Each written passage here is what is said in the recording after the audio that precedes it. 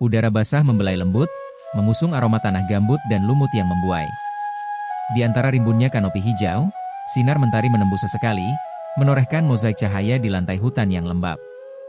Pepohonan raksasa berusia ribuan tahun menjulang angkuh, akarnya yang kokoh mencengkeram bumi, menjadi saksi bisu setiap desah napas kehidupan. Dari ketinggian, tirai perak air terjun menari anggun, suara gemuruhnya mengalun merdu berpadu dengan nyanyian alam. Buih memercik, melukiskan pelangi di udara, sebelum jatuh membelah kejernihan sungai yang menjadi urat nadi lembah ini. Arus tenang, tetapi penuh daya mengalirkan kehidupan, mengikis bebatuan menjadi karya seni alam yang menawan. Di tepian, pakis dan anggrek liar bergelayut manja, memamerkan rona warna yang memukau. Setiap sudut lembah adalah panggung bagi simfoni kehidupan. Flora beraneka rupa tumbuh subur, dari Rafflesia yang misterius hingga kantong semar yang unik, semua berebut tempat di bawah naungan hutan. Dedaunan lebar berdesir perlahan, seolah berbisik rahasia. Sementara itu, beragam fauna tak pernah berhenti menghidupkan suasana. Kicau burung-burung surgawi memecah kesunyian pagi, monyet-monyet bergelantungan lincah di antara dahan, dan kupu-kupu bersayap sutra menari-nari di antara bunga, menciptakan lukisan bergerak yang tak terhingga indahnya. Di balik semak belukar, mata-mata misterius mengawasi, menjaga keseimbangan ekosistem yang rapuh, tetapi seperkasa ini. Ketua, mereka berdua adalah anak-anakmu. Tetapi sesuai tradisi suku ini bahwa anak yang terlahir lebih dulu yang berhak menjadi penerusmu. Tetapi Paman, mana mungkin hati ini sanggup menerima anak dari pernikahan terpaksa menjadi pemimpin, sedangkan anak dari perempuan yang sangat aku cintai tidak mendapatkan itu. Memang sebelumnya Ar sudah mendapat kabar dari Kyu, bahwa menurut perhitungan, anak Zho yang akan terlahir lebih dulu, baru 2 bulan kemudian anak Zha.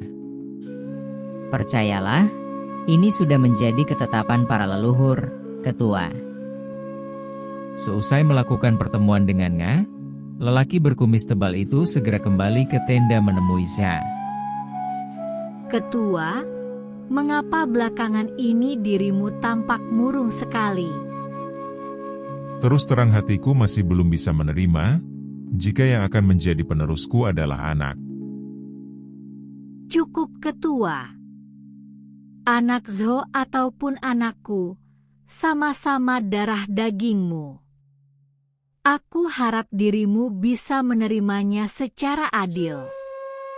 Aku percaya kehamilan Zho adalah pembuka keberuntungan bagi seluruh anggota suku ini. Sebab menurutku, anak di dalam kandungannya telah berhasil membujuk roh-roh untuk bersemayam ke dalam rahim kaum perempuan di sini. Meski masih merasa berat hati, Ar berusaha menerima penjelasan tersebut.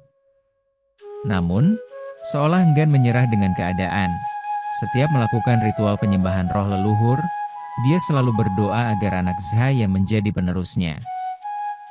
Kakak, apakah dirimu menerima jika anakku kelak yang akan menjadi pemimpin suku ini? Aku menerimanya dengan senang hati. Ini sudah menjadi ketetapan para roh leluhur, dan aku yakin mereka akan memberikan yang terbaik untuk kita semua. Lagi pula, menurutku tiada beda anakmu dan anakku. Terima kasih, Kakak. Dirimu memang yang terbaik. Namun, belum lepas pelukan itu, tiba-tiba Zha mengalami sakit pada perutnya. Zho yang mendapati itu segera membawa sang kakak menepi, membaringkan di atas batu besar pinggir sungai. Tolong. Siapapun yang mendengar, tolong kakakku kesakitan. Teriakan itu didengar oleh para perempuan yang sedang mencari tanaman sayur dan umbi-umbian tak jauh dari sungai. Zho, apakah yang telah terjadi? Entahlah Bibi, tiba-tiba kakakku merasakan sakit perut. Tanpa mengulur waktu, mereka pun segera membawa Zha ke tenda dengan menggunakan tandu. Setelah itu Kyu langsung melakukan pemeriksaan ditemani Ar yang tampak begitu cemas. Sementara para anggota suku menunggu di luar tenda, penasaran dengan apa yang sedang menimpa Zha. Malam merayap perlahan, menelan sisa-sisa jingga di ufuk barat. Di lembah senyap, suara jangkrik dan desir angin yang membelai dedaunan seolah tergusur oleh suara jerit Syah. Di tengah kegelapan, api unggun menari-nari, memancarkan kehangatan.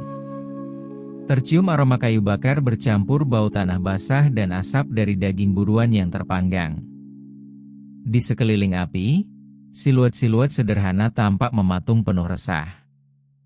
Duduk bersila, mengamati bayangan yang bergerak dari dalam tenda. Sementara anak-anak meringkuk di dekapan ibu mereka, sesekali merengek dalam kantuk. Namun, seketika suasana ini berubah kala terdengar suara tangis bayi dari dalam tenda. Lihatlah, calon penerusku telah lahir. Sontak seluruh anggota suku menyambut dengan sorak-sorai meluapkan seluruh kegembiraan. Akan tetapi, ada satu sosok yang hanya diam tertunduk seolah tak tahu harus bagaimana. Dia adalah Zhou.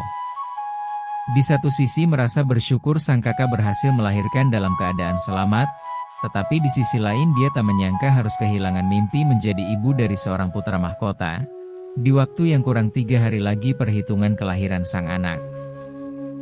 Ini sungguh sebuah keajaiban. Padahal sebelumnya aku sudah meyakini bahwa anak Zhou yang akan menjadi penerus Ar. Iya, aku pun demikian.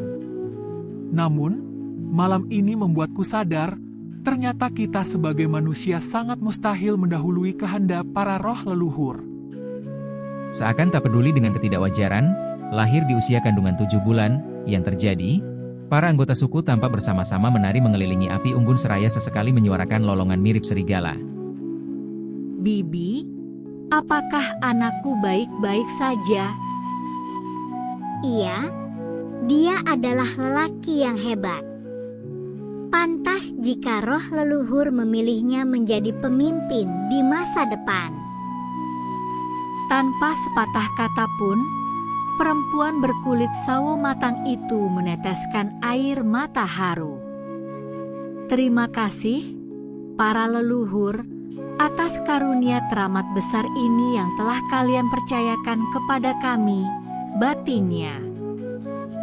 Nyala api unggun yang semalam membumbung tinggi, kini hanya berupa bara kemerahan yang memancarkan napas terakhir kehangatan. Asap tipis mengepul malas, mengusung aroma daging panggang dan dedaunan terbakar yang samar. Tampak para manusia berkulit coklat itu terlelap dalam keheningan di akhir pesta. Ada yang meringkuk di atas kulit binatang, ada pula yang bersandar pada bebatuan dingin. Desah napas teratur memecah keheningan, berpadu dengan dengkuran halus dan gesekan ranting di embus angin. Sisa-sisa tulang belulang buruan berserakan, menjadi saksi bisu kegembiraan yang baru saja berlalu. Langit masih gelap pekat, tetapi nun jauh di timur, garis tipis keperakan mulai mengintip akan janji fajar yang baru. Bintang-bintang meredup satu persatu, seolah turut beristirahat setelah semalaman menjadi saksi bisu tarian dan nyanyian pesta. Embun mulai membasahi dedaunan, memantulkan sedikit cahaya yang tersisa, sementara udara dingin menusuk kulit, mengingatkan bahwa siklus kehidupan terus berputar. Sebuah keheningan dalam yang menyelimuti lembah, menunggu mentari terbit untuk membangunkan kembali semangat para sang penjelajah waktu. Ketua, sebentar lagi pagi tiba. Sebaiknya cepatlah tidur.